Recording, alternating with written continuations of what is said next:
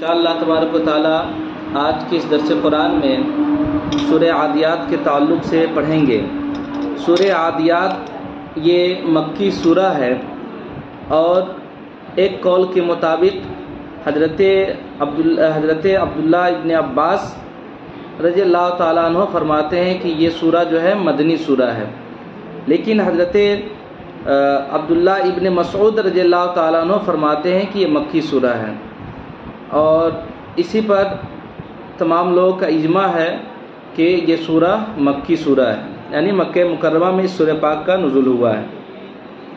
اس سورہ میں ایک آیت، ایک رکوع، 11 آیتیں، 40 کلمے اور 163 حرف کی تعداد ہے۔ سورہ عادیات یہ مکی سورہ ہے، اور اس سورہ پاک کا جو نام سورہ عادیات رکھا گیا ہے وہ اس وجہ سے رکھا گیا ہے کہ اس سورہ پاک کے شروع میں والعادیات، عادیات کا لفظ آیا ہے، اسی وجہ سے اس سورہ پاک کا نام سورہ عادیات رکھا گیا ہے۔ ٹھیک ہے، چلیے۔ حضرت ابو عبید نے حضرت امام حسن بصری رضی اللہ تعالیٰ عنہ سے روایت کیا ہے کہ رسول اللہ صلی اللہ تعالیٰ علیہ وسلم نے ارشاد فرمایا کہ اذا زلزلت الارض زلزالہا جو سورہ ہے یہ سورہ پاک نصف قرآن کے برابر ہے، اور یہ سورہ عادیات نصف قرآن کے برابر ہے۔ گویا کہ سورہ عادیات کی تلاوت کرنا گویا کہ نصف قرآن مقدس کی تلاوت کرنا ہے۔ ترتیب نزول کے اعتبار سے اس سورہ پاک کا نمبر 14 ہے، اور ترتیب مصحف کے اعتبار سے اس سورہ پاک کا نمبر 100 ہے۔ اب دیکھیں، اللہ تبارک و تعالیٰ نے ارشاد فرمایا والعادیات ضبحا، ہے نا، ان گھوڑوں کی قسم جو بہت تیز دوڑتے ہیں ہانپتے ہوئے، یعنی اللہ تبارک و تعالیٰ نے اس گھوڑے کی قسم کھایا ہے جو گھوڑا دوڑتا ہے اور دوڑتے ہوئے ہانپتا ہوا نظر آتا ہے۔ آگے اللہ ارشاد فرماتا ہے فالموریات قدحا، پھر پتھر پر سیم مار کر کے چنگھاڑیاں اڑاتے ہیں۔ آپ دیکھتے ہوں گے جب گھوڑا تیز دوڑتا ہو، ہے نا، تو وہ پتھر سے جب اس کے پاؤں جو ہے نا ٹکراتے ہیں تو وہ چنگھاڑیاں نکلنے لگتا ہے نا۔ آگے اللہ ارشاد فرماتا ہے فالمغیرات صبحا، پھر صبح کے وقت وہ دشمن پر حملہ کرتے ہیں، یعنی گھوڑے کی صفت کو بتا رہے ہیں کہ گھوڑے اس قدر بہادر ہیں، اور جنگجو جو ہوتے ہیں اس کے گھوڑے بہت ہی بہادر ہوا کرتے ہیں، ہے نا۔ تو اللہ تبارک و تعالیٰ نے اسی مجاہدین کے گھوڑوں کی قسم فرمایا ہے۔ پھر صبح کے وقت وہ دشمنوں پر حملہ کرتے ہیں، ہے نا۔ فَأَثَرْنَ بِهِ نَقْعًا، پھر اس وقت وہ گرد و غبار اڑاتے ہیں، یعنی جب وہ گھوڑے دشمنوں پر حملہ کرنے کے لیے نکلتے ہیں تو وہ گرد و غبار اڑاتے ہیں، یعنی اتنی تیزی کے ساتھ نکلتے ہیں کہ اس کے پیر سے جو ہے نا گرد و غبار اڑنے لگتے ہیں۔ فَوَسَطْنَ بِهِ جَمْعًا، تو وہ جب دشمنوں پر حملہ کرتے ہیں پھر اس وقت وہ گرد و غبار اڑاتے ہیں، تو فَوَسَطْنَ بِهِ جَمْعًا، پھر وہ دشمن کی فوج میں گھس جاتے ہیں۔ دیکھیے، اللہ تبارک و تعالیٰ نے یہاں گھوڑے کی صفت کو بیان کیا ہے نا۔ اللہ تبارک و تعالیٰ نے گھوڑوں کی قسم کھایا، اور گھوڑوں کے بارے میں اللہ تبارک و تعالیٰ نے یہاں بیان کیا ہے۔ یہاں اللہ تبارک و تعالیٰ نے والعادیات کا لفظ ارشاد فرمایا، یعنی ان گھوڑوں کی قسم جو بہت تیز دوڑتے ہیں ہانپتے ہوئے۔ اب یہاں اس کی تفسیر دیکھیں۔ میں نے آپ کو بتایا کہ حضرت عبداللہ ابن مسعود رضی اللہ تعالیٰ عنہ فرماتے ہیں کہ یہ سورہ پاک کیا ہے؟ مکی سورہ ہے نا۔ اور حضرت عبداللہ ابن عباس رضی اللہ تعالیٰ عنہ کے بارے میں بتایا کہ یہ سورہ مدنی سورہ ہے، ان کا یہ قول ہے۔ ٹھیک ہے، یہاں دیکھیں والعادیات، ان گھوڑوں کی قسم جو بہت تیز دوڑتے ہیں ہانپتے ہوئے۔ یہاں صاحب طبیان القرآن نے گھوڑے کا لفظ ترجمہ میں گھوڑے کا لفظ کہا ہے نا، اور اعلیٰ حضرت امام اہل سنت نے اس کا ترجمہ یوں کیا ہے قسم ان کی جو دوڑتے ہیں سینے سے آواز نکلتی ہوئی۔ یہاں امام اہل سنت نے نہ گھوڑے کا تذکرہ کیا نہ کسی جانور کا تذکرہ کیا، صرف یہ کہا کہ قسم ان کی جو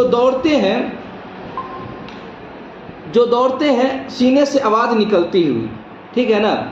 لیکن طبیان القرآن نے، صاحب طبیان القرآن نے یہ کہا کہ یہاں پر گھوڑا مراد ہے، ہے نا، جیسا کہ حضرت عبداللہ ابن عباس رضی اللہ تعالی عنہما کا ایک قول ہے کہ یہ مجاہدین کی گھوڑوں کی صفت ہے، لہٰذا یہاں پر جو ہے نا والعادیات سے گھوڑا مراد ہے۔ اور حضرت عبداللہ ابن مسعود رضی اللہ تعالیٰ عنہ فرماتے ہیں، ان کا یہ قول ہے کہ یہاں اس سے مراد کیا ہے؟ اونٹ ہے۔ اور یہی قول حضرت علی رضی اللہ تعالیٰ عنہ کا قول ہے کہ یہاں والعادیات سے جو ہے نا مراد یہ اونٹ ہے، ٹھیک ہے نا۔ جیسے دیکھیں حضرت عبداللہ ابن عباس رضی اللہ تعالیٰ عنہ جو یہ کہتے ہیں کہ یہاں پر ہے نا عادیات سے مراد کیا ہے؟ گھوڑا ہے نا، یہ گھوڑے کی صفت ہے۔ تو وہ خود فرماتے ہیں کہ میں حجر اسود کے پاس بیٹھا ہوا تھا، ایک شخص نے مجھ سے والعادیات ضبحہ کے بارے میں پوچھا، تو میں نے کہا کہ اس سے مراد وہ گھوڑے ہیں جو اللہ کی راہ میں بہت تیز دوڑتے ہیں اور شام میں اس وقت واپس آتے ہیں جب لوگ گھر میں کھانا بنا رہے ہوتے ہیں، جب لوگ گھر میں کھانے کے لیے آگ جلائے ہوتے ہیں، ٹھیک ہے نا۔ وہ شخص میرے پاس سے ہو کر کے حضرت علی رضی اللہ تعالیٰ عنہ کے پاس گیا اور میرے بارے میں یہ بتایا کہ حضرت عبداللہ ابن عباس رضی اللہ تعالیٰ عنہ نے سورہ والعادیات ضبحہ کے بارے میں یہ فرمایا، ہے نا۔ تو حضرت علی رضی اللہ تعالیٰ عنہ نے حضرت عبداللہ ابن عباس رضی اللہ تعالیٰ عنہ کو بلایا اور اس کے بعد کہا کہ تم اے عبداللہ ابن عباس، تم لوگوں کو ایسی بات کیوں بتاتے ہو جس کا تمہیں علم نہیں، تو وہ بات تم مت بتایا کرو۔ اللہ کی قسم، اسلام کا سب سے پہلے غزوہ یہ غزوہ بدر تھا۔ اس وقت ہمارے پاس صرف 2 گھوڑے تھے، ایک گھوڑا حضرت زبیر بن عوام رضی اللہ تعالیٰ عنہ کے پاس اور دوسرا گھوڑا حضرت مقداد بن اسود رضی اللہ تعالیٰ عنہ کے پاس تھا۔ اس صورت میں والعادیات ضبحہ کو گھوڑوں پر محمول کرنا یہ کیسے صحیح ہوگا؟ لہٰذا اس سے مراد کیا ہے؟ اونٹنی ہے، ٹھیک ہے، جو عرفات سے مزدلفہ تک دوڑتی ہیں، پھر جب لوگ مزدلفہ میں ٹھہرتے ہیں تو آگ جلاتے ہیں۔ یعنی حضرت عبداللہ ابن عباس نے جب یہ کہا کہ یہاں پر والعادیات سے مراد جو ہے نا یہ گھوڑے ہیں، تو حضرت علی رضی اللہ تعالیٰ عنہ نے حضرت عبداللہ ابن عباس کو زجر و توبیخ کی اور کہا کہ جب تمہیں کسی چیز کے بارے میں معلوم نہیں تو تم اسے مت بتایا کرو، ہے نا۔ اور انہوں نے بہت ساری باتیں بتائی جو میں نے آپ کے سامنے حدیث پاک کو پڑھا، اور یہ کہا کہ یہاں پر مراد کیا ہے؟ والعادیات ضبحہ سے مراد یہ اونٹ ہے اور یہ اونٹوں کی صفات ہے، ٹھیک ہے۔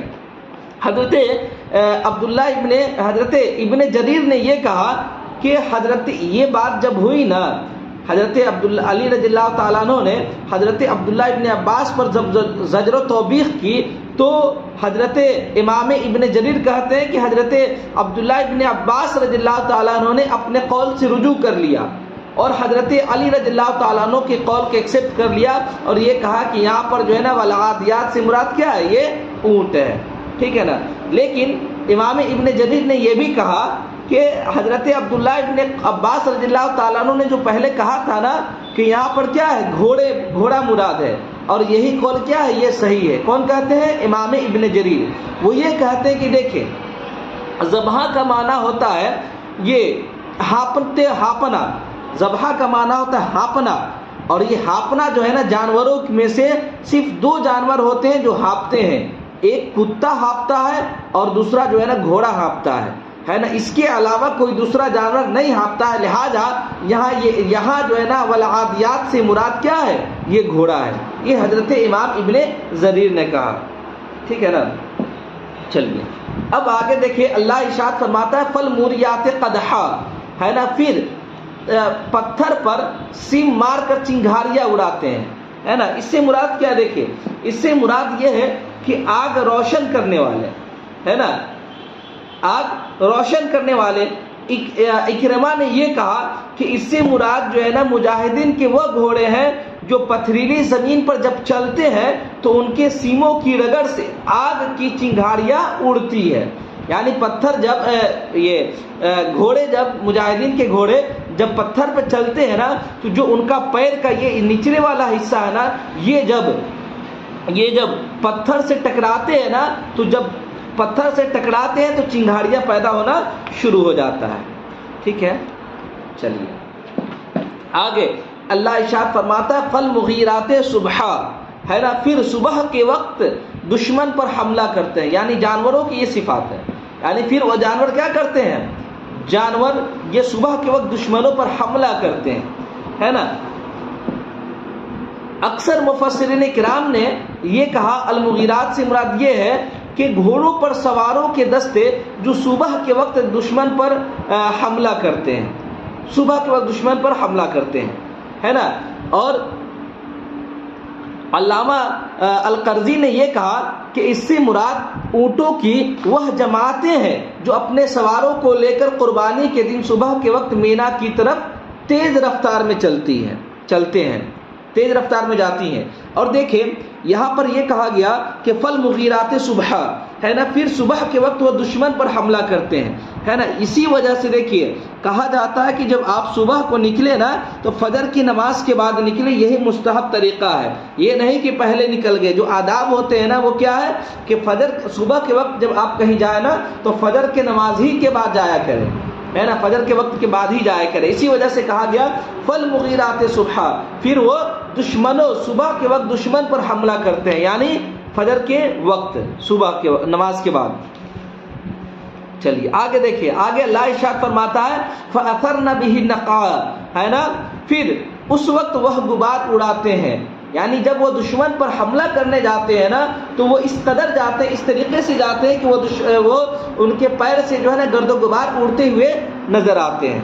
فَوَسَطْنَ بِهِ جَمْعًا، اور وہ اسی حالت میں، یعنی جب وہ صبح کے وقت دشمنوں پر حملہ کرنے کے لیے نکلتے ہیں تو اس وقت وہ اس قدر تیز رفتار میں ہوتے ہیں، اس قدر تیز رفتار میں ہوتے ہیں کہ ان کے پیر سے جو ہے نا گرد و غبار اڑتے ہوئے نظر آتے ہیں. اور اسی حالت میں وہ فوسطنا بھی جماع دشمنوں میں گھس جاتے ہیں، دشمنوں کی فوج میں گھس جاتے ہیں. ٹھیک ہے نا.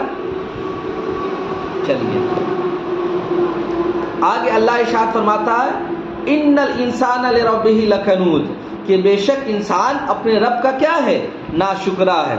یہاں دیکھیں اللہ تبارک و تعالیٰ نے 5 آیتیں جو پہلے فرمایا نا والعادیات ضبحا فالموریات قدحا فالمغیرات صبحا فاثرن به نقعا فوسطن به جمعا، یہ 5 آیت کیا ہے، یہ 5 آیت یہ کیا ہے، قسم اللہ تبارک و تعالیٰ نے 5 آیتوں میں قسم کھائی ہے. اور جو آخر میں یہ 6ٹھی آیت جو ہے ان الانسان لربہ لکنود، کہ بے شک انسان اپنے رب کا ناشکرا، یہی کیا ہے، یہ جواب ہے. ٹھیک ہے نا. لکنود کا معنی کیا ہوتا ہے، تو آپ دیکھیں لکنود کا اصل معنی جو ہوتا ہے یہ نا ناشکرا کے لیے آتا ہے، یعنی جو ناشکری کرتا ہے نا اس انسان کے لیے لکنود کا لفظ کہا جاتا ہے نا. جیسا کہ حضرت عبداللہ ابن عباس رضی اللہ تعالیٰ عنہ نے یہ فرمایا کہ انسان کی حالت یہ ہے کہ انسان طبعی طور پر جو ہے نا یہ ناشکرا ہوتا ہے. ٹھیک ہے نا. اس کے علاوہ امام حسن بصری رضی اللہ تعالیٰ عنہ نے یہ کہا کہ انسان کو جب مصیبتیں پڑتی ہے نا تو وہ انسان اللہ تبارک و تعالیٰ کو یاد کرتا ہے، لیکن جب انسانوں کو اللہ تبارک و تعالیٰ نعمت عطا کرتا ہے تو وہ انسان اپنے رب کو کیا کرتا ہے، بھول جاتا ہے. چلیے اچھا، حضرت ابو امامہ باہلی رضی اللہ تعالیٰ عنہ سے روایت ہے کہ رسول اللہ صلی اللہ تعالیٰ علیہ وسلم نے ارشاد فرمایا کہ القنوت سے مراد وہ شخص ہے جو خود کھاتا ہے اور اپنے دوستوں کو نہیں کھلاتا ہے نا. چلیے حضرت ایک اور حدیث دیکھ لیں. حضرت عبداللہ ابن عباس رضی اللہ تعالیٰ عنہ نے ارشاد فرمایا کہ رسول اللہ صلی اللہ تعالیٰ علیہ وسلم نے فرمایا کہ سنو، کیا میں تم میں سب سے برے شخص کے بارے میں نہ بتا دوں؟ تو صحابہ کرام عرض کرتے ہیں یا رسول اللہ کیوں نہیں، ضرور مجھے بتائیں. تو رسول اللہ صلی اللہ تعالیٰ علیہ وسلم نے ارشاد فرمایا جو انسان عطیہ کو صرف اپنے پاس رکھے اور اپنے خادم کو مارے، یعنی اپنے خادم کو کچھ دے نہیں لیکن وہ جو ہے نا عطیہ کو اپنے پاس رکھے لیکن اپنے خادم کو کچھ دے نہیں اور اس پر خود زیادتی کرے. ٹھیک ہے نا. تو پتہ کیا چلا کہ انسان جو ہے نا طبعی طور پہ جو ہے نا وہ اللہ تبارک و تعالیٰ کا ناشکرا ہوتا ہے. جب اس پر مصیبتیں آتی ہے تو وہ جو ہے نا اپنے رب کو یاد کرتا ہے، لیکن جب اللہ تبارک و تعالیٰ اس کو نعمت عطا کر دیتا ہے تو پھر وہ اللہ تبارک و تعالیٰ کو بھول جاتا ہے. ٹھیک ہے. اچھا، القنوت سے مراد وہ شخص ہے، ایک قول یہ ہے کہ القنوت سے مراد یہ وہ شخص ہے جو اللہ تبارک و تعالیٰ کی نعمتوں کو اس کی نافرمانی میں خرچہ کرے. یعنی اللہ تبارک و تعالیٰ نے ہمارے پاس پیسہ دیا ہے نا، تو ہم اللہ تبارک و تعالیٰ کی نافرمانی میں خرچ کریں، ہے نا، اللہ تبارک و تعالیٰ کے نافرمانی میں خرچ کریں. ٹھیک ہے نا. اچھا، اور یہ کیا، یہ بہت ہی غلط چیز ہے کہ جو انسان جس انسان کو اللہ تبارک و تعالیٰ نے بہت ساری چیزوں کی نعمتیں دی، پیسہ دیا، مال و دولت دیا، اب وہ انسان جا کر کے عیاشی کر رہا ہے، دوستوں کے ساتھ جا کر کے عیاشی کر رہا ہے، اور نہ جانے کتنے خرافات کر رہے ہیں، کبھی پارٹی کر رہے ہیں تو کبھی کچھ کر رہے ہیں. بسا اوقات لوگوں کو آپ دیکھتے بھی ہوں گے کہ وہ لوگ جو ہے نا چھٹی کے ایام میں جا کر کے جو ہے نا نہ جانے کتنے سارے خرافات کرتے ہیں. کبھی کبھی تو لوگ کباب بھی بناتے ہیں جا کر کے، اور نہ جانے کتنے سارے خرافات انجام دیتے ہیں. یہ سب کیا ہے، غلط ہے. ہاں، لیکن اگر آپ پارٹی کریں، اگر جائز طریقے سے پارٹی کریں تو وہ صحیح ہے، درست ہے، وہ اس میں کوئی مذائقہ نہیں ہے. ٹھیک ہے نا. لیکن ناجائز طریقے سے جا کر کے ایک انسان کباب بناتا ہے، ٹھیک ہے نا، دوستوں کے ساتھ مل کر کے، تو وہ کیا ہوتا ہے، جائز ہوتا ہے. لیکن جائز طریقے سے کیا جائے تب. لیکن وہ انسان اگر اسی چیز کو اپنائے لیکن ناجائز طریقے سے اپنائے، ہے نا، عیاشی کرتے ہوئے اپنائے، تو وہ چیز کیا ہو جائے گا، گناہ گار ہو جائے گا، وہ چیز غلط ہو جائے گا. ٹھیک ہے نا. اچھا، یہاں دیکھیں، ایک قول یہ ہے کہ لکنود سے مراد وہ انسان ہے جو کینہ رکھنے والا ہے اور حسد کرنے والا ہے. حسد رکھنے والے اور کینہ رکھنے والا بھی یہاں مراد ہو سکتا ہے. کچھ یہ ایک قول ہے. آگے دیکھیں، اللہ تبارک و تعالیٰ ارشاد فرماتا ہے وَإِنَّهُ عَلَى ذَلِكَ لَشَهِيدٌ، کہ بے شک انسان جو ہے نا اس پر کیا ہے، گواہ ہے، خود گواہ ہے انسان اس پر. جیسا کہ دیکھیں، آپ جانتے ہیں نا کل قیامت کے دن اللہ تبارک و تعالیٰ کی بارگاہ میں جب حساب و کتاب ہوگا نا، تو انسان کا ہر جسم کا ہر حصہ جو ہے نا گواہی دے گا. ٹھیک ہے نا. تو انسان کے تمام اعضاء جو ہے نا خود انسان کے کرتوت پر جو ہے نا گواہی دے گا. ٹھیک ہے. جیسا کہ حضرت عبداللہ ابن عباس نے فرمایا کہ انسان اپنے نفس پر اپنے اعمال کے متعلق گواہ ہوگا. یا ایک قول یہ ہے کہ انسان اپنے ناشکری ہونے پر، یعنی اللہ تبارک و تعالیٰ کی جو انسان نافرمانی کر رہا ہے نا، تو وہ انسان اللہ تبارک و تعالیٰ کا کیا ہے، ناشکرا ہے. چلیے آگے دیکھیں، اللہ ارشاد فرماتا ہے وَإِنَّهُ لِحُبِّ الْخَيْرِ لَشَدِيدٌ، کہ بے شک انسان جو ہے نا، بے شک انسان مال کی محبت میں بہت سخت ہے. انسان کیا ہے، مال کی محبت میں بہت سخت ہے. یہاں پر دیکھیں اللہ نے ارشاد فرمایا وَإِنَّهُ لِحُبِّ الْخَيْرِ لَشَدِيدٌ، یہاں لِحُبِّ الْخَيْرِ کا لفظ ارشاد فرمایا، خیر کی محبت میں انسان کیا ہے، بہت سخت ہے. یہاں خیر سے مراد کیا ہے، مال ہے.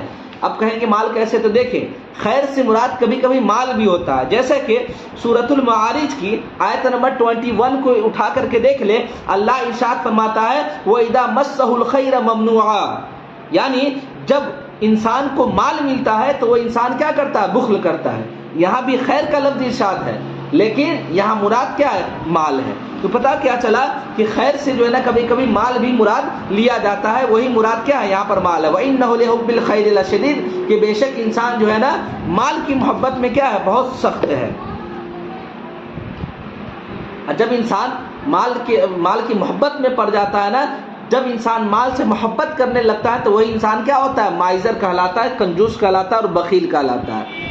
اور جو انسان مال سے محبت نہیں کرتا ہے نا، تو وہ انسان جو ہے نا کبھی بھی بخیل نہیں ہوتا ہے. میرے اساتذہ ہمیشہ فرماتے ہیں کہ بیٹا کبھی بھی پیسے کے پیچھے مت بھاگنا، ورنہ تم تاریخ اٹھا کر کے دیکھ لو کہ جس انسان نے پیسے کے پیچھے بھاگا ہے، پیسہ کو وہ انسان کبھی بھی پکڑ نہیں سکا ہے.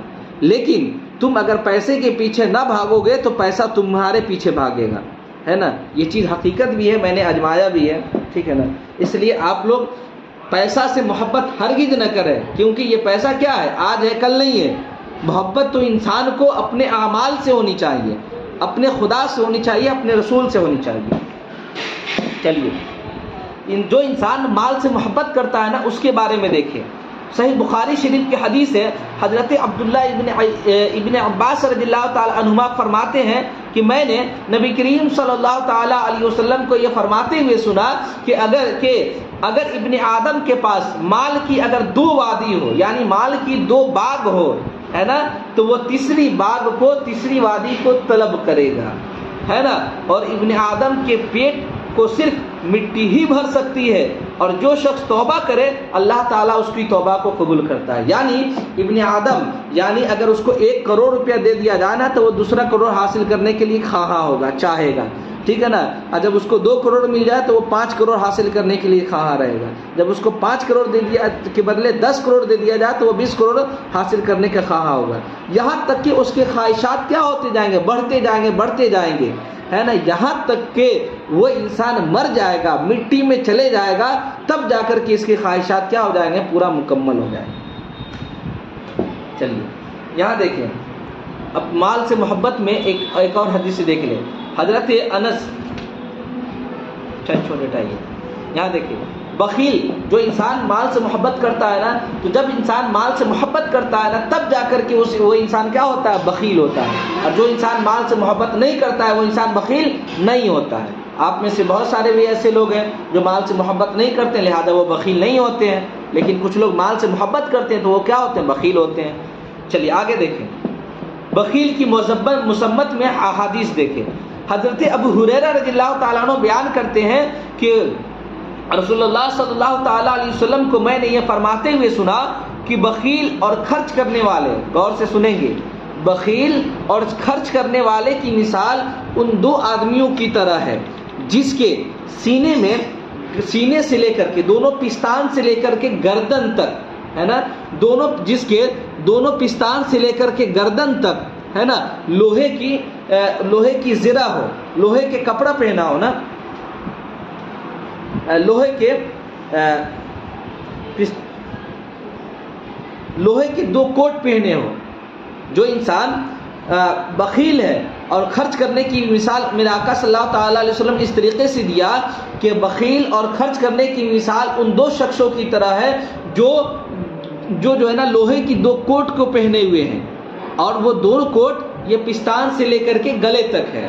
تو جو انسان ہے نا اب بخالت کرتا ہے، بخیل کرتا ہے، پیسہ کو خرچ نہیں کرتا ہے، کنجوسی کرتا ہے، تو وہ انسان جو پستان سے لے کر کے سینے گردن تک جو ہے نا زرہ پہنے ہوتا ہے، لوہے کا کوٹ پہنے ہوتا ہے، تو وہ کوٹ جو ہے نا سکڑنے لگتا ہے، ٹائٹ ہونے لگتا ہے، یہاں تک کہ وہ کوٹ جو ہے نا اتنا ٹائٹ ہو جاتا ہے کہ اس کے گردن کو دبوچ ڈالے۔ لیکن وہ انسان جو خرچ کرتا ہے تو وہ کوٹ جو لوہے کا کوٹ وہ انسان پہنا ہے سینے سے لے کر کے پستان سے لے کر کے گردن تک، تو جب انسان خرچہ کرتا ہے نا تو وہ کوٹ کیا ہوتا ہے، دھیرے دھیرے نرم ہونے لگتا ہے، ڈھیلا پڑنے لگتا ہے، ٹھیک ہے نا۔ اس لیے آپ اگر بخالت کریں گے تو یقیناً جانیں، میرے آقا نے فرمایا کہ جس طریقے سے بخیل جب کوٹ پہنتا ہے نا لوہے کا تو وہ کیا ہوتا ہے، سکڑنے لگتا ہے، یہاں تک کہ اس کے گلے کو دبا دیتا ہے۔ جب خرچ کرنے لگتا ہے انسان تو وہ کیا ہوتا ہے، دھیرے دھیرے کھلنا شروع ہو جاتا ہے، ٹھیک ہے نا۔ حدیث پاک دیکھیے، حضرت ابو ہریرہ فرماتے ہیں کہ رسول اللہ صلی اللہ تعالیٰ علیہ وسلم نے ارشاد فرمایا، ہر روز بندے صبح کو اٹھتے ہیں، ہر روز بندہ جو ہے نا صبح کے وقت اٹھتا ہے تو 2 فرشتے نازل ہوتے ہیں، ہے نا۔ ایک فرشتہ دعا کرتا ہے، اے اللہ خرچ کرنے والے کو مال کا بدل عطا فرما، اور دوسرا فرشتہ یہ دعا کرتا ہے، اے اللہ بخیل کے مال کو برباد کر دے، بخیل کے مال کو برباد کر دے۔ تو پتہ کیا چلا کہ بخالت، جو انسان بخیل ہے نا، جو انسان کنجوسی کرتا ہے نا، اس کے خلاف جو ہے نا حدیث پاک میں کئی ایسے مذمت میں احادیث وارد ہیں جس میں بخیل کی مذمت کی گئی ہے۔ آگے دیکھیں، اللہ ارشاد فرماتا ہے، افلا یعلم اذا بعثر ما فی القبور، کیا وہ انسان نہیں جانتا کہ قبروں میں، کہ جو قبروں میں ہے اسے بھی اٹھا لیے جائیں گے، یعنی جو قبر میں موجود ہے پہلے سے اسے بھی قیامت کے دن کیا اٹھا لیے جائیں گے۔ تو یہ انسان جو زندہ ہے اس کی کیا حیثیت۔ اچھا یہاں پر دیکھیں، یہاں پر ما فی القبور کا لفظ ارشاد فرمایا، اللہ تبارک و تعالیٰ نے کیا فرمایا، ما فی القبور۔ اور آپ کو معلوم ہے کہ ماں کا استعمال جو ہے نا غیر ذوی العقول کے لیے ہوتا ہے، یعنی جو عقل مند نہیں ہوتے ہیں، ہے نا، انسان کے علاوہ جتنے بھی جانور وغیرہ اللہ کے مخلوقات ہیں ان کے لیے ماں کا لفظ ماں کا لفظ ہوتا ہے نا، ماں کا لفظ استعمال کیا جاتا ہے، ٹھیک ہے نا۔ اور قبر میں جو لوگ مردے دفن ہیں وہ تو ذوی العقول تھے، تو جب ذبیح العقول تھے تو ان کے لیے اللہ تبارک و تعالیٰ نے ماں کا لفظ ارشاد کیوں فرمایا؟ تو اس کا جواب یہ ہے کہ دیکھیں کہ جس وقت ان کو قبروں سے اٹھایا جائے گا نا تو اس وقت وہ انسان اس وقت وہ زندہ اور عقل والے نہیں ہوں گے. ظاہر سی بات ہے وہ انسان مر گیا تو وہ زندہ ہوگا نہیں ہوگا, اس کے پاس عقل ہوگا نہیں ہوگا. اٹھانے کے بعد نہ وہ انسان جب وہ زندہ ہو جائے گا تب نہ جا کر کے وہ انسان عقل والا کہلائے گا. تو ابھی تو وہ انسان قبر میں موجود ہے, قبر میں مرا ہوا موجود ہے نا, قبر میں لیٹا ہوا ہے, اس کے پاس وہ مر چکا ہے, اس کی روح فنا ہو چکی ہے, ٹھیک ہے نا. تو وہ انسان کیا ہے اس وقت عقل والا نہیں ہے. اسی وجہ سے اللہ تبارک و تعالیٰ نے ما فی القبور کا لفظ ارشاد فرمایا. آگے دیکھیں وَحُصِّلَ مَا فِي الصُّدُورِ, اور سینوں کی باتوں کو ظاہر کر دے گا, ہے نا. قبر سے جب اٹھایا جائے گا نا تو سینوں کی بات یعنی سینے کے اندر جتنی ساری باتیں ہوگی نا تمام باتیں کیا ہو جائے گی, یہ تمام باتوں کو ظاہر کر دیا جائے گا. یہاں دیکھیں اس کا مطلب کیا ہے, یہ سینے کی بات کا مطلب کیا ہے. سینے سے مراد دیکھیں یہاں پر یہ ہے کہ انسان کا جو نامہ اعمال ہے نا, تو انسان کے نامہ اعمال میں جو کچھ لکھا ہوا ہوگا نا وہ کیا ہو جائے گا, اس کو ظاہر کر دیا جائے گا, ٹھیک ہے نا. دوسرا قول یہ ہے کہ جن احکام پر انہوں نے عمل کیا اور جن احکام پر انہوں نے عمل نہ کیا, یعنی اللہ تبارک و تعالیٰ نے انسان کو جو حکم دیا اور جو جس چیز کا حکم نہ دیا تو اس پر انسان کس پر انسان عمل کرتا ہے اس کے بارے میں, ہے نا. انسان کی جسم جو ہے نا اس خود جو ہے نا بتا دے گا کہ میں نے اللہ کے کتنے احکام کی پیروی کی پابندی کی ہے اور کتنے احکام کی نافرمانی کی ہے. انہوں نے کتنے فرائض کو ادا کیے ہیں, کتنے فرائض کو چھوڑ دیے ہیں, ہے نا. اسی طرح کتنے حرام اور مکروہ تحریمی کام کو کیا ہے اور کتنے حرام اور مکروہ تحریمی باتوں کو چھوڑ دیا ہے. یعنی قیامت کے دن انسان کے جسم کا ہر حصہ کیا دے گا, گواہی دے گا. اچھا دنیا میں دیکھیں, دنیا میں اکثر اوقات انسان کا جو ظاہر ہوتا ہے نا اس کے باطن کا خلاف ہوتا ہے. یعنی انسان ظاہر دیکھا جائے تو دیکھنے میں کچھ اور ہوتا ہے, اندر سے کیا ہوتا ہے کچھ اور ہوتا ہے نا. لیکن قیامت کے دن اس کے سینے کی تمام چھپی ہوئی باتیں اور اس کے پردے چاک کر دیے جائیں گے, ہے نا. یعنی اندر جو باتیں ہیں نا دل کے اندر وہ تمام باتیں کیا ہو جائیں گی, ان تمام باتوں کو ظاہر کر دیا جائے گا, ٹھیک ہے نا. آگے دیکھیں. اچھا یہاں دیکھیں اللہ نے ارشاد فرمایا کہ سینوں کی باتوں کو ظاہر کر دیا جائے گا اس دن. اس پر ایک سوال ہوتا ہے کہ سینے کی باتوں کو ظاہر کر دیا جائے گا, اس میں دل کے افعال کا ذکر کیا گیا ہے, اس میں دل کے افعال کا ذکر کیا گیا ہے, اور ظاہری افعال جو ہے نا, ظاہری جو انسان کے ظاہری جسم ہوتے ہیں نا اس کے افعال کا ذکر نہیں کیا گیا. آخر کیوں ایسا؟ اللہ نے کیا فرمایا وَحُصِّلَ مَا فِي الصُّدُورِ, یعنی سینوں کی باتوں کو ظاہر کر دیا جائے گا, یعنی دل کی باتوں کو ظاہر کر دیا جائے گا. لیکن انسان کی جو ظاہری اعضاء ہے, ہاتھ ہے, ناک ہے, منہ ہے, زبان ہے, پیر ہے نا, انسان کی جو ظاہری اعضاء ہے اس کا اللہ تبارک و تعالیٰ نے ذکر کیوں نہیں کیا, صرف اعضاء کا کیوں ذکر کیا گیا؟ تو یہ اس کی وجہ یہ ہے کہ دیکھیں, اس کی وجہ یہ ہے کہ انسان کے جو ظاہری اعضاء ہے نا وہ دل کے تابع ہوا کرتا ہے, دل کے تابع ہوا کرتا ہے. جب دل متحرک ہوتا ہے تب جا کر کے انسان کے اعضاء کیا ہوتا ہے, متحرک ہوتا ہے. ایسا نہیں کہ انسان جو ہے نا دل میں کچھ سوچے نہیں اور ڈائریکٹ جو ہے نا انسان کے اعضاء ہلنے لگے, ایسا نہیں ہوگا. آپ مثال کے طور پہ یہ ہاتھ ہے نا بھائی, یہ ہاتھ ہے نا, دل ہمارا نہیں چاہے گا جب تک کہ دل مرید نہیں ہوگا, ارادہ نہیں کرے گا, جب تک یہ ہاتھ حرکت نہیں کرے گا. بات سمجھا رہی نا. تو اسی وجہ سے اللہ تبارک و تعالیٰ نے یہاں پر صرف اور صرف دل کا ذکر کیا ہے, انسان کی ظاہری اعضاء کا ذکر نہیں کیا ہے. اس لیے نہیں ذکر کیا ہے کہ انسان کا جو دل ہوتا ہے نا اس دل کے تابع انسان کے جسم کے تمام اعضاء ہوتے ہیں, ٹھیک ہے. چلیے جیسا دیکھیں اللہ تبارک و تعالیٰ نے سورہ بقرہ میں آیت نمبر 283 میں اللہ ارشاد فرماتا ہے آثم قلبہ, دل کا لفظ ارشاد فرمایا کہ اس کا دل کیا ہے, اس کا دل گنہگار ہے. پتہ کیا چلا کہ انسان کا جو دل ہوتا ہے نا, یہ دل تو غلط کام نہیں کرتا ہے بھائی. کام کرنے والا کون ہوگا؟ کام کرنے والا ہاتھ ہوگا, ناک ہوگا, کان ہوگا, منہ ہوگا, یہی سب نہ ہوگا, پیر ہوگا. یہ دل تو نکل کر کے کوئی غلط تو کام نہیں کرے گا, نہیں نہ کرے گا. لیکن اللہ نے کیا فرمایا, آثم قلبہ, اس کا دل کیا ہے, گنہگار ہے. اور ایک جگہ ارشاد فرمایا سورہ انفال میں آیت نمبر 2 میں ارشاد فرمایا وجلت قلوبہم، کہ ان کے دل اللہ سے کیا ہے؟ خوف زدہ ہے۔ یہاں دیکھیے دل کا لفظ اللہ تبارک و تعالیٰ نے ارشاد فرمایا ہے نا، کیونکہ دل جو ہے نا، دل کے تابع انسان کے تمام اعضاء ہوتے ہیں، ٹھیک ہے نا۔ اسی وجہ سے جب اللہ تبارک و تعالیٰ نے دل کہہ دیا، دل کے بارے میں کہہ دیا، تو گویا کہ تمام اعضاء کے بارے میں ہو گیا، کیونکہ جو عام ہوتا ہے نا، عام ہے نا، یہ عام جو ہے نا یہ خاص میں داخل ہوتا ہے نا، اور جو خاص ہوتا ہے نا، جو خاص چیزیں ہوتی ہیں نا، وہ عام کے تحت بھی داخل ہوتی ہے نا۔ لیکن آپ دیکھتے ہیں یہ دل کیا، یہ عام ہے، اور اس کے تمام جو ہے نا اعضاء، جتنے بھی اعضاء، چاہے ہاتھ ہو، پیر ہو، ناک ہو، یہ تمام کے تمام کیا ہے؟ یہ تمام کے تمام جو ہے نا دل کے تابع ہے۔ تو دل کیا ہوا؟ یہ دل عام ہوا، اور انسان کے تمام جسم کیا ہوا؟ جسم کے ہر اعضاء یہ کیا ہوئے؟ خاص ہوئے۔ تو عام جو ہے نا یہ خاص میں داخل ہوا کرتا ہے، بات سمجھ میں آ رہی نا؟ تو اللہ نے دل کے بارے میں جب کہہ دیا کہ دل کے بارے میں کہہ دیا کہ دل سینوں میں سینوں کی چھپی ہوئی باتوں کو قیامت کے دن ظاہر کر دیا جائے گا، تو وہ تمام انسان کے جسم کے جو ظاہری اعضاء ہیں وہ تمام کے تمام اس میں کیا ہو گئے؟ شامل ہو گئے۔ چلیے آگے دیکھیں، اللہ آگے ارشاد فرماتا ہے ان ربہم بہم یومئذ لخبیر، بے شک ان کا رب اس دن ان کی ضرور خبر رکھنے والا ہے، یعنی اللہ تبارک و تعالیٰ کو اس دن ضرور بندوں کے بارے میں کیا ہوگا؟ خبر ہوگا، اللہ خبر رکھنے والا ہوگا۔ یہاں دیکھیں اللہ کیا فرمایا کہ اللہ جو ہے نا یہ ان سب کی خبر رکھنے والا ہے۔